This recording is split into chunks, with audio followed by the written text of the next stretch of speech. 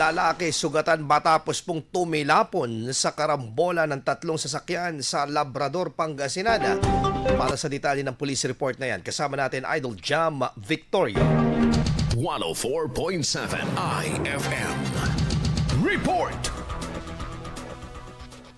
Sugatan sa iba't ibang bahagi ng katawan ng isang construction worker matapos tumilapon sa kalsada at masalpok ng kasalubong na sasakyan sa barangay Uyong, Labrador, Pangasinan. Sa inisyal na investigasyon ng pulisya, naganap ang insidente bandang alas 11 ng gabi noong Sabado nang mabangga ng mabilis umanong tumatakbong motorsiklo na sinasakyan ng biktima ang kasalubong na kotse. Dahil dito tumilapon sa kalsada ang biktima at nabunggo pa ng isang paparating na van. Agad naman nadala sa pagamutan ng biktima para sa agarang gamutan. Dinala naman sa kustodiya ng pulisya ang napinsalang motor para sa tamang disposisyon habang nire-resolba ng mga sangkot na panig ang insidente. Kasama bumula dito sa IFM Dagupan, ito si Idol Jam Victorio. Tatak, IFM.